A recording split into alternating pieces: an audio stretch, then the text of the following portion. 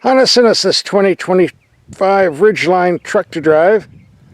I try to be non-biased in my videos, but I have to admit this is my favorite pickup truck.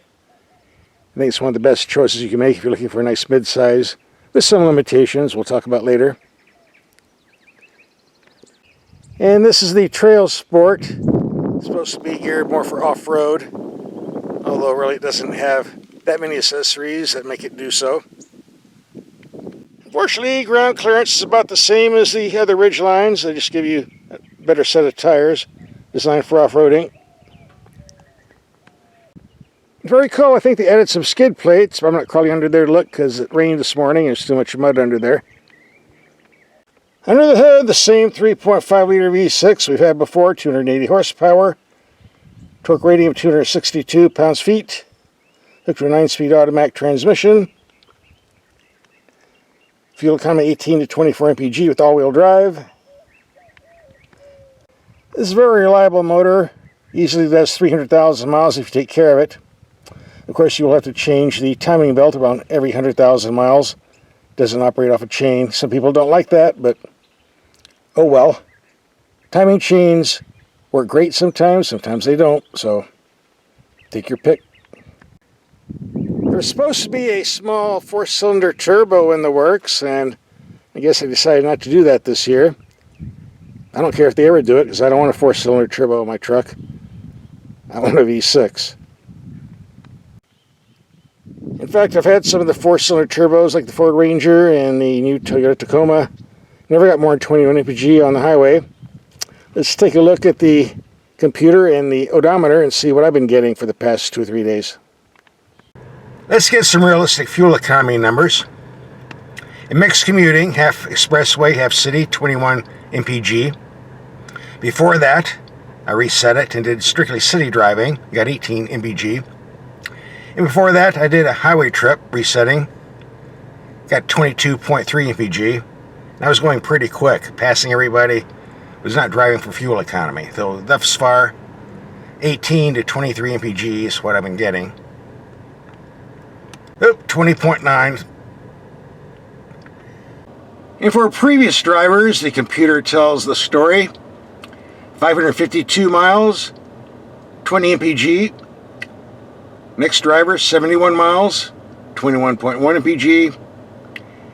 And driver number 3, 313 miles, 21.0 mpg.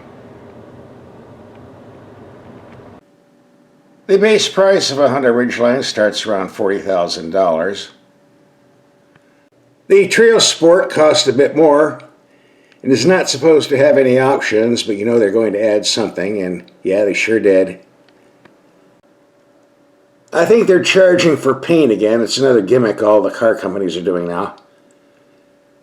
The last Mercedes I had, they charged $3,700 for extra paint. But here a little more reasonable, I guess. And that's the total tab, maxed out. I think that's about the highest you're ever going to see on a Ridgeline. Here's a safety rating if you care about stuff like that. If all you Joe Americans out there who say, I ain't buying no Jap Honda, I only buy American, well, it's American. Made in Alabama.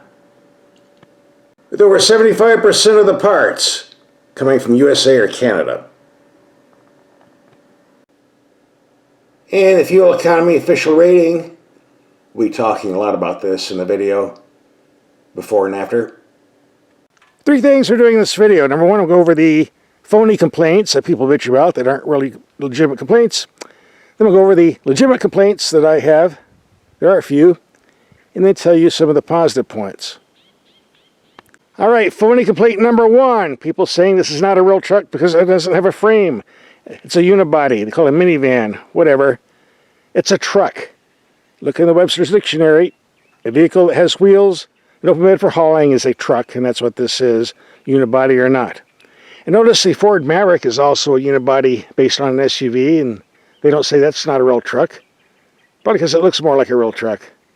This is a truck. End of story.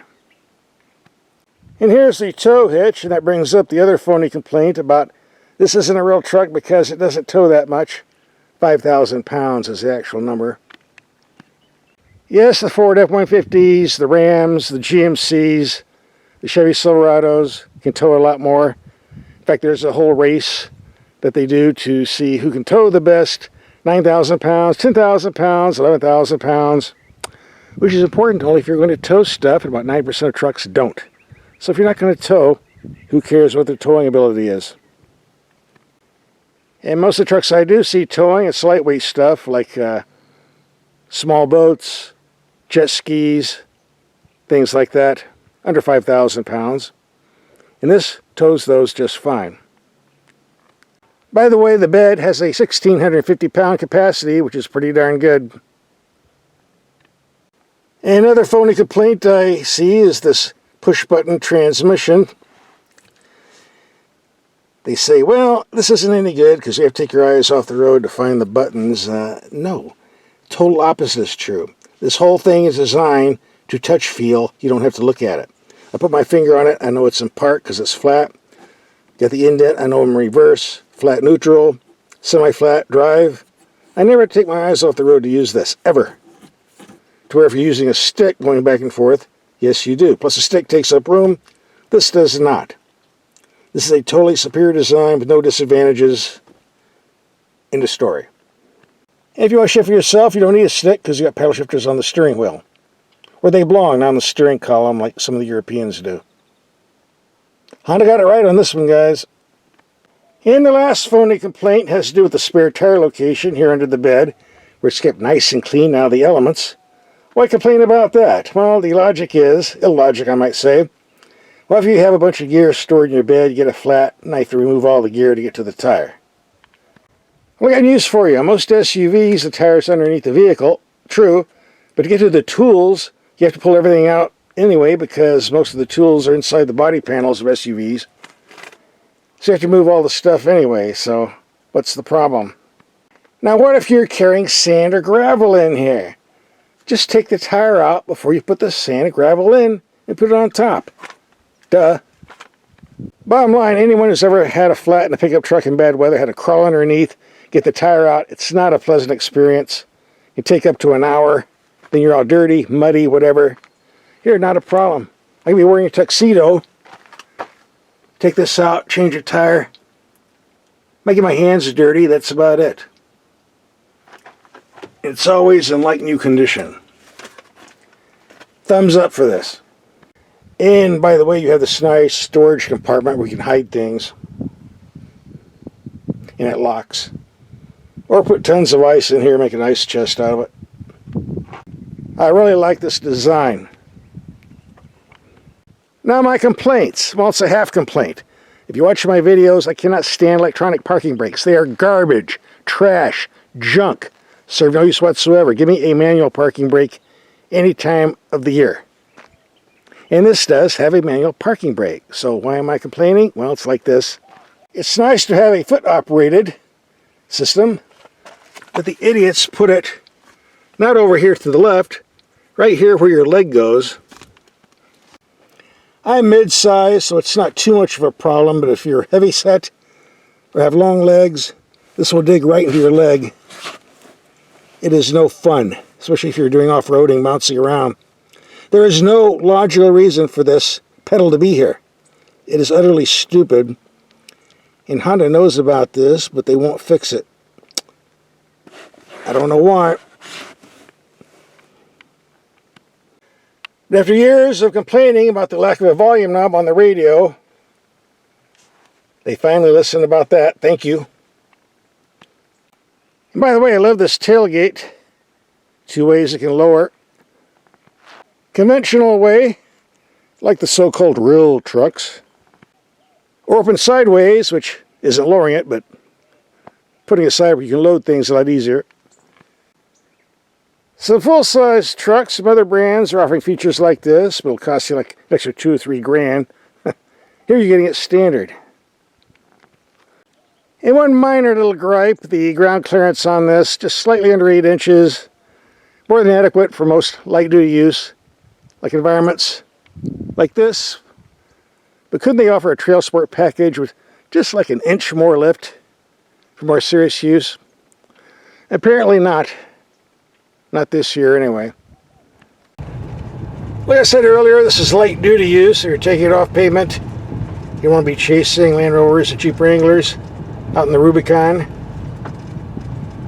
And since most people don't do hardcore off-roading, unless they get a Land Rover Rubicon, you should be okay with this. If you'll believe me, ask my friends here. There's Kamala, there's Hillary, there's AOC. They call themselves the Squad. There's Big Daddy with the horns, just waiting for me to step outside. I'm not this stupid, buddy. His name is Hunter. He watches the harem. He's not moving, he's snorting a bit too much. I do have one small beef on a road like this. This plastic panel here rattles. You can stick coins in the slot here to stop it, but not a good idea because I think the coins might fall down in there. You'll never see them again. You'll have a roll rattle.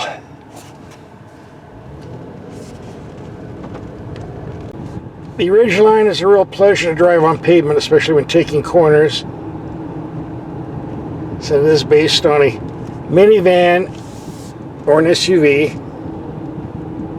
It has minivan SUV qualities with a low center of gravity, good weight distribution, and all-wheel drive.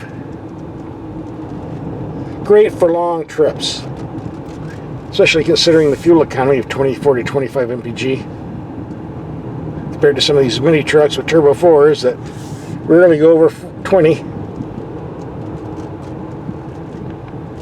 In my humble opinion, turbocharged 4-cylinders work great in cars if they're lightweight. I've never seen one that really worked well in a truck. Just the way I see it. Take it for what you want. So what's my take on this Honda Ridgeline after a week of driving? Well, you know, if I'm going to buy something with my own money, I want something that's reliable. And this is definitely one of the most trouble-free trucks on the planet. Unless you're counting the Toyota Tacoma and Toyota Tundra with the V8s and V6s, but they don't make those anymore with the smaller turbo engines. So right now this seems to be the king. If you're not doing any super heavy duty off-roading, you don't need to tow that much weight, this is the one to look at. And now if you want to see the headlight test and night drive, here's the video coming up. Just click and watch.